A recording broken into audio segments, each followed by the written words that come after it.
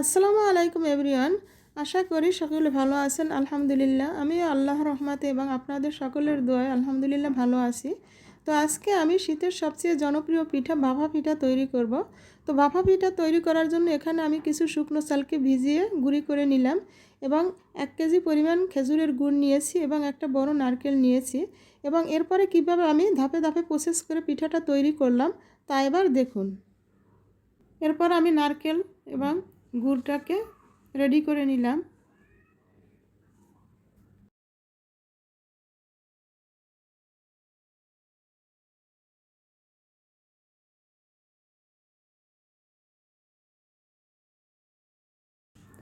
প্রথমে চালের গুঁড়ির মধ্যে আমি নারকেলের পানির সাথে একটু লবণ মিশিয়ে ভালো করে চালটাকে মাখিয়ে শুকনা ভাপা পিঠার গুঁড়ি তৈরি করে নিলাম।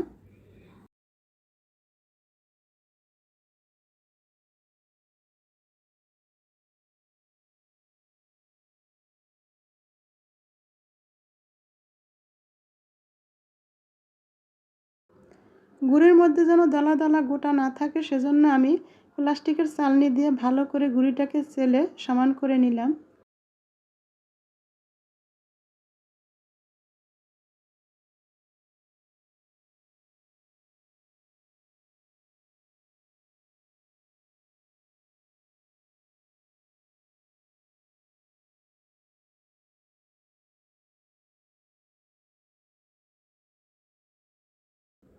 এরপরে আমি এভাবে একের পর এক সব পিঠাগুলো তৈরি করে নিলাম।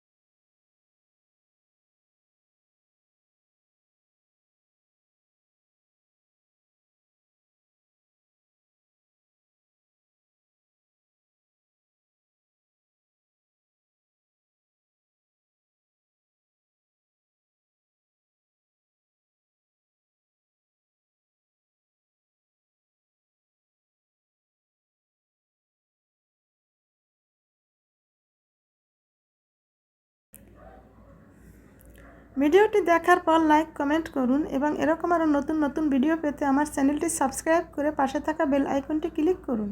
আল্লাহ হাফেজ।